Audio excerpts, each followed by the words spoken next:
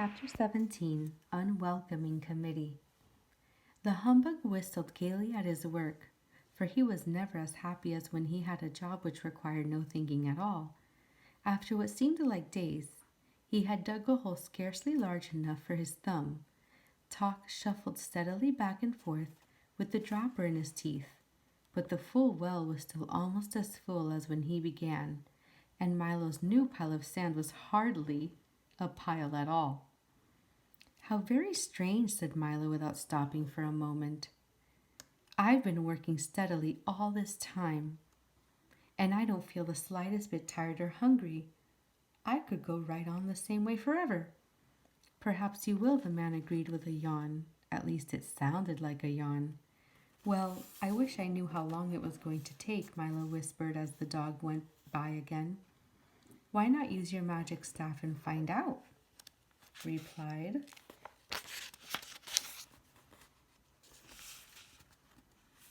Tock as clearly as anyone could with an eyedropper in his mouth. Milo took the tiny pencil from his pocket and quickly calculated that, at the rate they were working, it would take each of them 837 years to finish. "Pardon me," he said, tugging at the man's sleeve and holding the sheet of figures up for him to see, "but it's going to take 837 years to do these jobs." "Is that so?" replied the man without even turning around. "Well, you'd better get on with it then." "But it hardly seems worthwhile," said Milo softly. "Worthwhile?" the man roared indignantly. "All I meant was that perhaps it isn't too important," Milo repeated, trying not to be impolite. "Of course it's not important," he snarled angrily. "I wouldn't have asked you to do it if I thought it was important." And now, as he turned to face them, he didn't seem quite so pleasant. "Then why bother?" asked Tock, whose alarm suddenly began to ring. "Because, my young friends," he muttered sourly, "what could be more important than doing unimportant things? If you stop to do enough of them, you'll never get to where you're going." He punctuated his last remark with a villainous laugh. "Then you must," gasped Milo. "Quite correct," he shrieked triumphantly. "I am the terrible Trivium, demon of petty tasks and worthless jobs, ogre of wasted effort and monster of habit." The humbug dropped his needle and stared in disbelief while Milo and Tock began to back away slowly. "Don't try to leave," he ordered with a menacing sweep of his arm, "for there's so very much to do, and you still have over 800 years to go on a first job." "But why do only unimportant things?" asked Milo, who suddenly remembered how much time he spent each day doing them. "Think of all the trouble it saves," the man explained, and his face looked as if he'd been grinning an evil grin, if he could grin at all. "If you only do the easy and useless jobs, you'll never have to worry about the important ones which are so difficult. You just won't have the time, for there's always something to do to keep you from what you really should be doing, and if it weren't for that dreadful magic staff, you'd never know how much time you were wasting." As he spoke, he tiptoed slowly toward them with his arms outstretched and continued to whisper in a soft, deceitful voice, "Now do come and stay with me. We'll have so much fun together. There are things to fill and things to empty, things to take away and things to bring back, things to pick up and things to put down.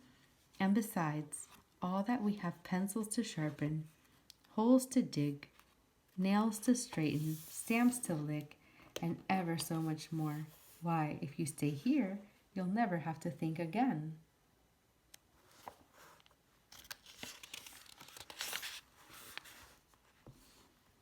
"And with a little practice, you can become a monster of habit too."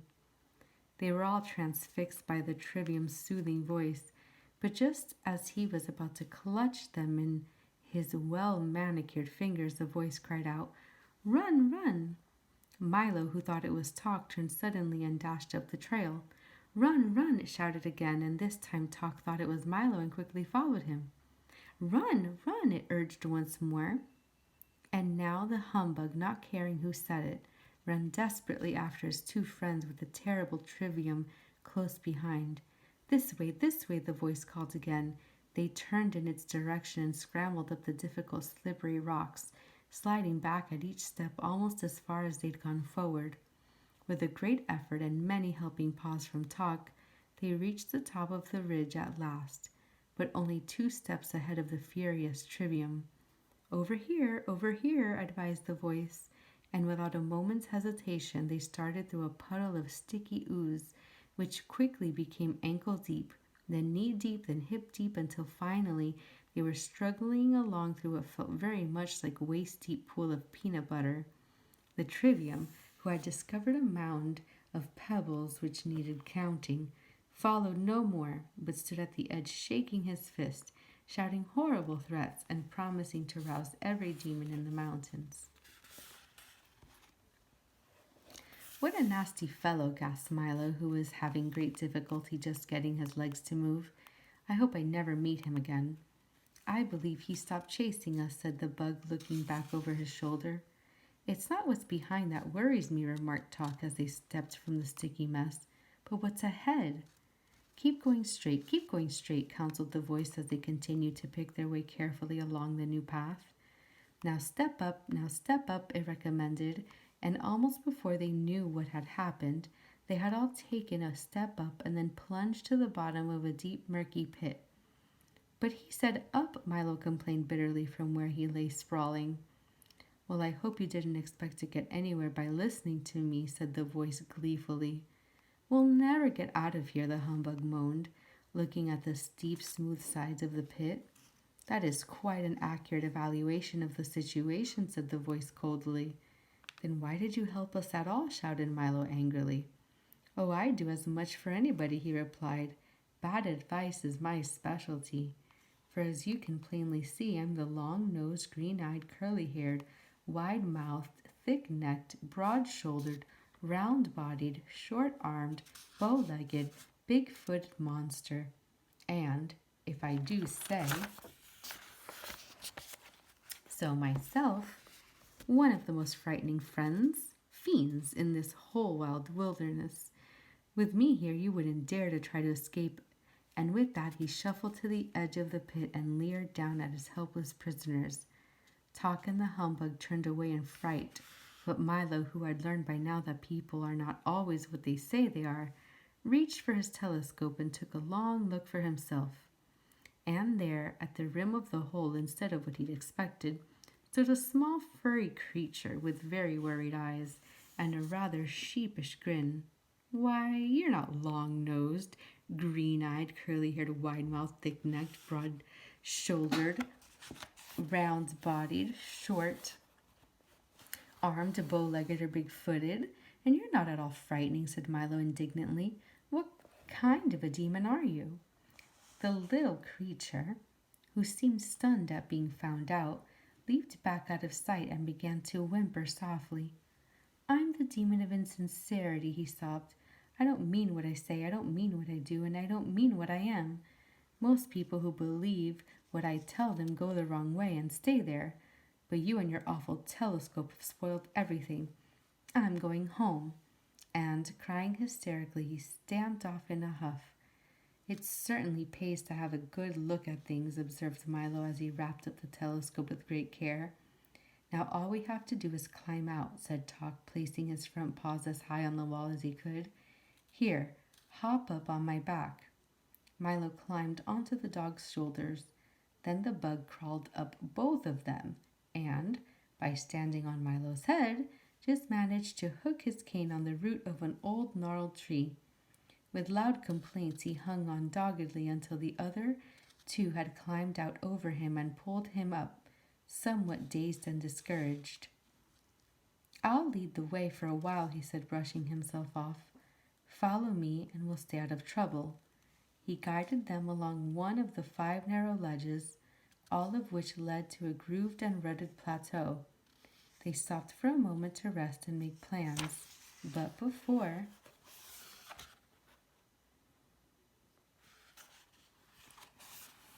they had done either, the whole mountain trembled violently and, with a sudden lurch, rose high into the air, carrying them along with it, for quite accidentally they had stepped into the calloused hand of the gelatinous giant. And what have we here? He roared, looking curiously at the tiny figures huddled in his palm and licking his lips. He was an incredible size even sitting down, with long, unkempt hair, bulging eyes, and a shape hardly worth speaking of. He looked, in fact, very much like a colossal bowl of jelly, without the bowl.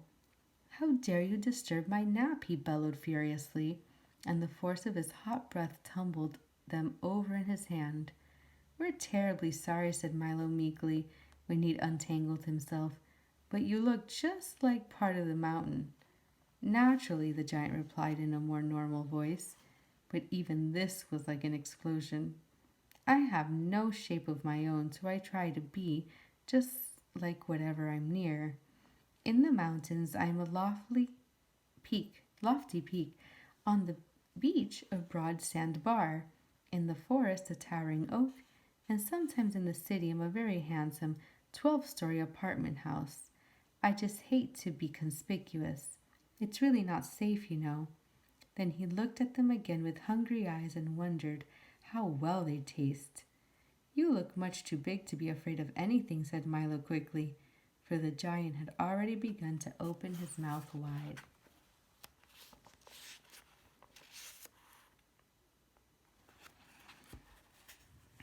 "I'm not," he said with a slight shiver that ran all over his gelatinous body. "I'm afraid of everything. That's why I'm so ferocious. If the others found out, I'd just die. Now, do be quiet while I eat my breakfast." He raised his hand toward his gaping mouth, and the humbug shut his eyes tightly and clasped both hands over his head. "Then aren't you really a fearful demon?" Milo asked desperately, on the assumption that the giant had been brought up well enough not to talk with a mouthful. "Well, approximately yes," he replied, lowering his arm to the vast relief of the bug. "That is, comparatively, no. What I mean is, relatively, maybe. In other words, roughly, perhaps." "What does everyone else think?" "There, you see," he said peevishly. "I'm even afraid to make a positive statement, so please stop asking questions before I lose my appetite altogether." Then he raised his arm again and prepared to swallow the three of them in one gulp. "Why don't you help us rescue Rhyme and Reason? Then maybe things will get better," shouted Milo again, this time almost too late, for in another instant they would have all been gone. "Oh, I wouldn't do that," said the giant thoughtfully, lowering his arm once more. "I mean, why not leave well enough alone? That is, it'll never work. I wouldn't take the chance. In other words, let's keep things as they are. Changes are so terrifying." As he spoke, he began to look a bit ill. "Maybe I'll just eat one of you," he remarked unhappily, "and save the rest for later. I don't feel very well." "I have a better idea," said Milo. "You do?" interrupted the giant, losing any desire to eat at all. "If it's one thing I can't swallow, it's ideas. They're so hard to digest." "I have a box full of all the ideas in the world," said Milo, proudly holding up his gift King Azaz had given him. The thought of it terrified the giant, who began to shake like an enormous pudding. "Put me down and just go away," he pleaded, forgetting for a moment who had hold of whom. "And please don't open that box."